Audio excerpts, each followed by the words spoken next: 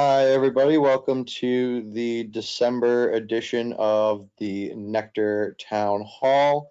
Just wanted to open things up with hoping everybody had a phenomenal Thanksgiving. And considering we won't catch you before Christmas and New Year's, we wanted to wish you guys a happy Christmas and a New Year's or whatever holidays you may celebrate around that time. We just want you all to have a good end of the year. Patrick is going to be walking through some information from the 216 update again and going over some updates that we have planned for the end of this year. Once again, if anyone has any questions towards the end or even during, feel free to pause us at any time. I'll have the questions panel open and ready to go for you guys whenever you submit them. Pat, I will pass it on over to you. Awesome. Thanks, Nick. Yeah, and happy holidays, everyone. Wanted to get a little themed here with the presentation to wrap up the year. This will be the last town hall that we have for 2023. I guess maybe on reflection, it could have maybe done some slides on what we've done this year, but we'll look to recap that. I'm actually on travel, so I'm doing this remotely. So we do what we can. So in terms of what we'll review today, we'll just again rehash what we had for 216.0. We'll talk about our new agent, and we'll also talk about what we have in progress.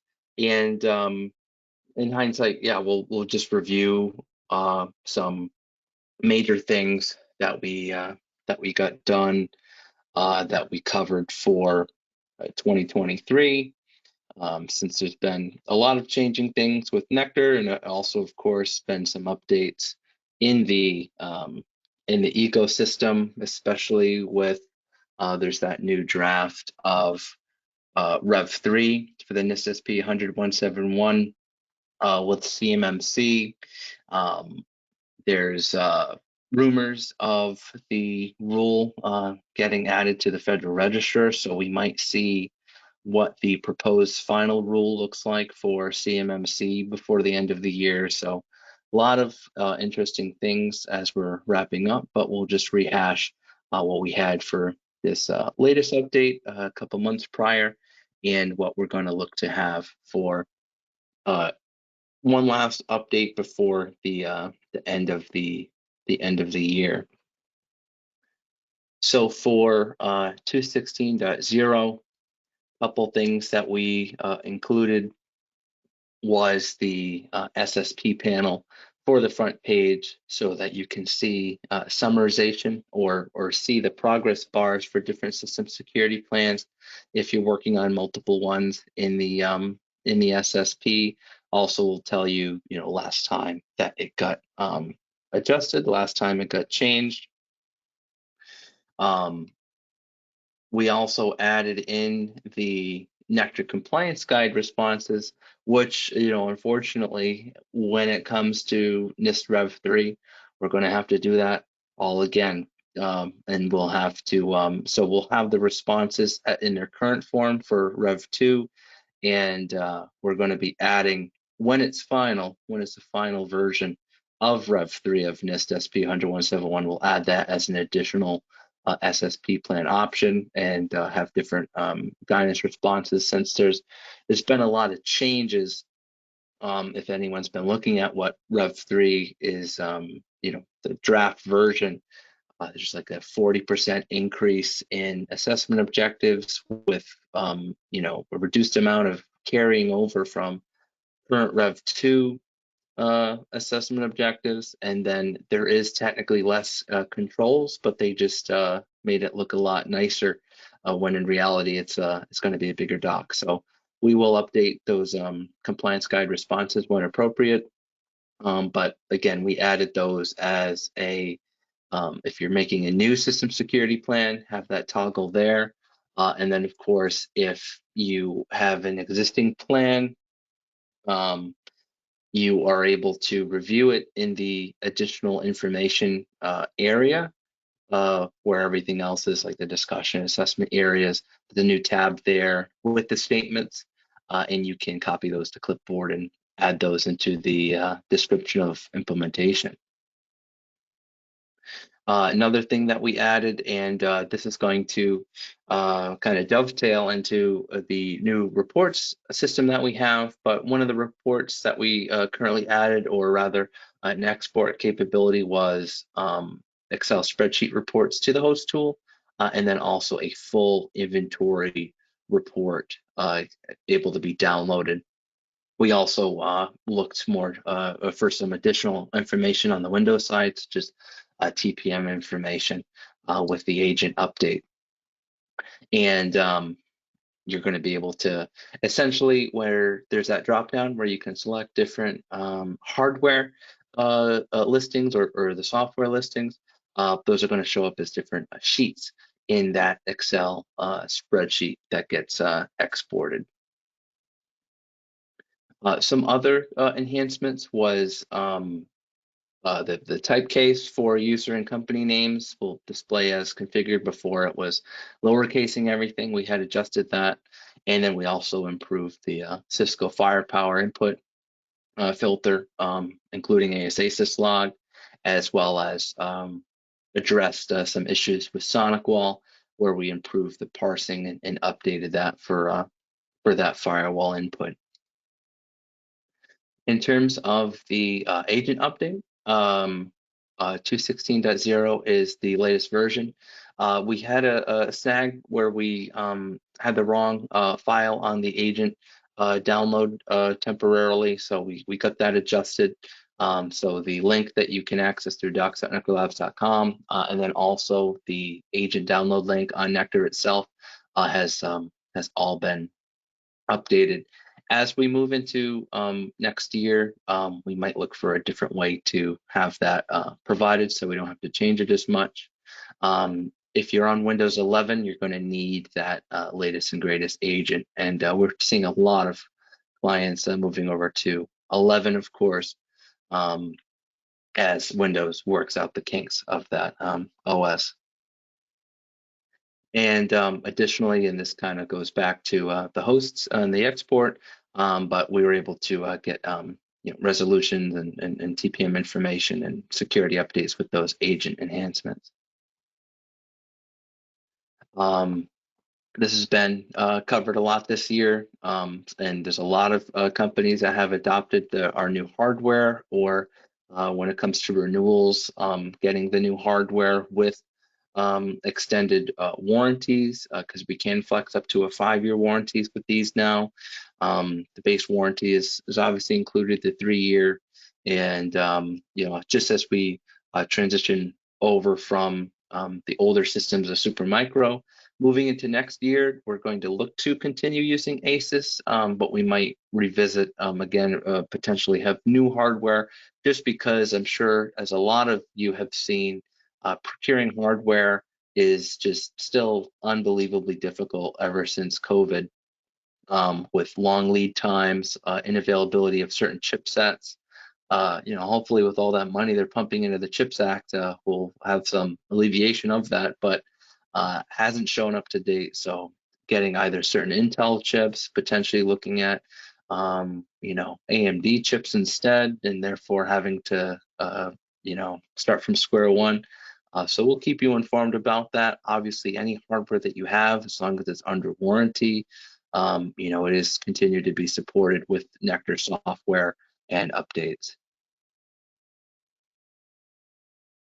And one of the things which I really like is this documentation site update that we had, the What's New section, which will give you a summary you can click through to see. So of course we have these webinars, but it's also good to see that on the doc site that we have. So definitely check that out on the flyout on NeQter, or of course the docs at NeQterLabs, labs.com website directly. So what's in progress. As we've been teeing up, we've been reviewing certain reports that we want to add, but this new reports feature, I think, is going to be a favorite for everyone as we move into next year, with just the amount of flexibility, not just from scheduling, but the granularity of data that we're going to be able to have in each report, have the ability for comparisons between reports, differentials, and then also maintaining report data for longer. One of the things I want to emphasize with this reports feature that we're working on is going to be, so say you have a monthly report that runs every month and you've been running it for 12 months. It's going to keep all that data in there that's going to be able to be pulled and generated and reviewed with reports. Or if we add new report types, it can reference that data. The data doesn't have a very large storage footprint, and it's completely independent from the live log and archive data configurations in the settings. So this is going to be essentially its own data source, visualization and generation of reports. We're starting basic to start HTML and Excel exports, and we'll look to expand those out. We're going to have some basic reports, and we're going to be building those out more and more as we get feedback. So really excited about this. We wanted to, one of the things that we held us up a bit was making our user management with this reports function, because previously reports was an admin only function with that light report that we had. Obviously, we want reports expanded to all users that can get permissions for it, so standard users can gain access. We're still reviewing if we want to potentially pair this up in the events tab and rename that, or provide an additional tab in the left navigational pane for reports, for accessibility. So a lot of stuff that we're cooking up with this. We want to get the report system out, and then from there we can build out as many types of reports as we want to. Outside of reports, of course, to end the year, we're going to be adding an MFA support, starting off with email only, Mac OS support, Red Hat support. We have those agents available now if anyone wants those or wants to test. And then lastly, of course, the auto logout customization. Before I get into some shows that we had, just wanted to talk about kind of our year in review with the tool as a whole, just because we did have quite a bit that we tackled this year. The first update that we had was 2.14.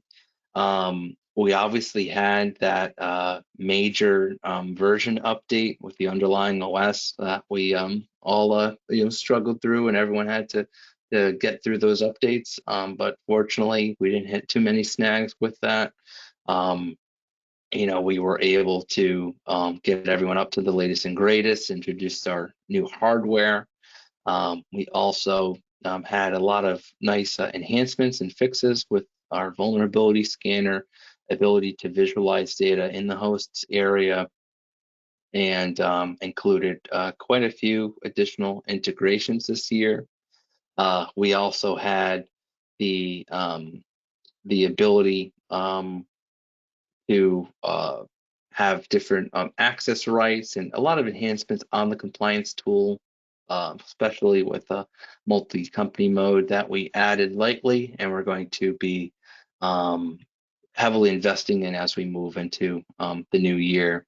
The big thing for next year is definitely going to be our shift over to OpenSearch and potentially a new method of agent collection. So with that, of course, in hindsight, should have made a nice slide, but hopefully you all who have been with us on these webinars have seen the progress we've been able to build in. Lastly, some recent shows that we attended. I already talked about this a bit last month, but Main Space Conference, or the Main Space 2030 initiative, that was very exciting up in Portland. myself and Rich attending, and then myself and Levi flew into the Cyber AB Summit just to see, what was new with the ecosystem.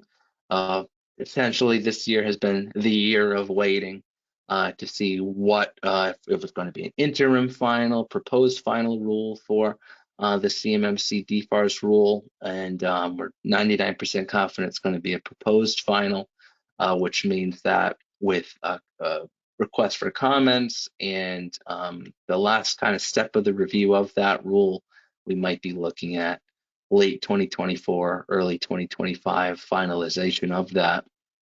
And of course, we'll have to see if there's going to be any new versions of CMMC with NIST Rev 3, or if it's just going to keep doing its own thing. But that was exciting to go, and good to see a lot of people in the space with that. So that concludes. Not a lot of whole new stuff to cover. We've been working on this update 2.16.0. We're going to look to have that as a nice, put a bow on that, have that as a nice Christmas present for you all.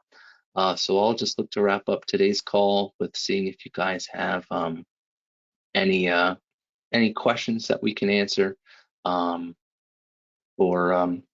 anything that's related to the tool or the company.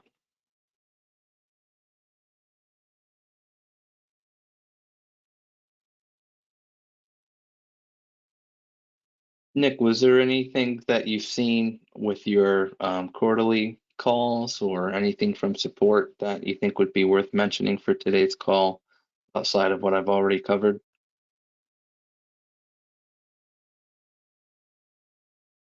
Um, no, not that I can think of, honestly. So far, especially recently, everything has been on the up and up. No major or issues or common things to review that I can think of. Um, Sorry, Pat. I wish I had something for you on that one. No, I think we're just kind of everyone's sliding a bit into the holiday season, eating too much, having some eggnog, which is all good stuff. So, we're going to look to, you know, be staying as elves over here working on getting this update out.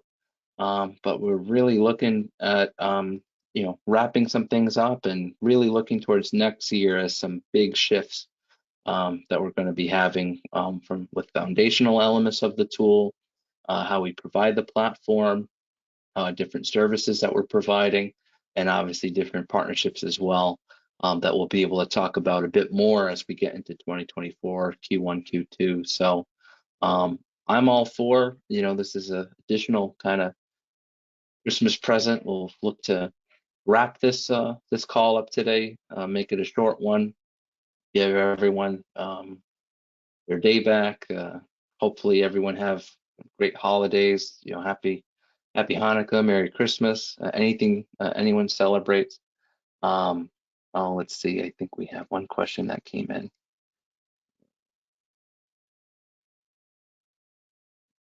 Just want to see if you could read that out for me, Nick.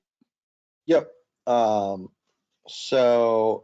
Brian was wondering, there will be a recipe to use something like an Nginx proxy to collect info from remote machines, as they have a number of workstations out and about all the time. They use public proxies to feed info into an ITAM system, for example. Hmm. Yeah, that is something that we've and you've seen, Nick, that we do where we have been able to help clients in the current iteration of our agents, able to set up proxies to listen for agent communication and pull that into the, wherever the NeQter is hosted. So that is something that we can explore. It's kind of more of a networking thing rather than a NeQter thing. But we can definitely, we do have quite a few clients who do have remote users who do set up a public proxy or are able to point those agents to a public IP or proxy to have the log communication get sent to the hosted NeQter. at the local, you know, in the local VLAN and what have you. One of the things that we were kind of, you know, as I mentioned, some tips that we might have into next year is kind of having a log shipper or another application that can be more formalized, so a proxy isn't required. We're going to look at that next year, but yeah, definitely a proxy can be set up. Agents can communicate over that to send their logs to that NeQter. So definitely let's set up a ticket so we can run that to ground with our support team.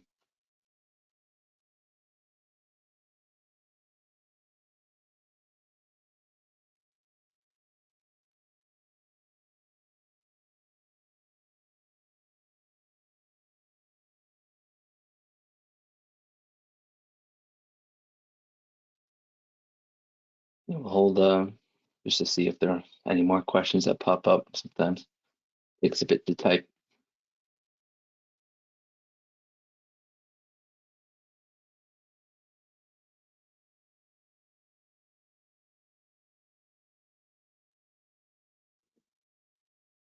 Anything else that you see, Nick? Nope, still just that one question. Okay. But yeah, short and sweet today. So obviously, if anyone had any other questions, you know, put them in the chat, or if we missed them, you know, send them to Nick directly, and we'll get you a good answer for whatever it is.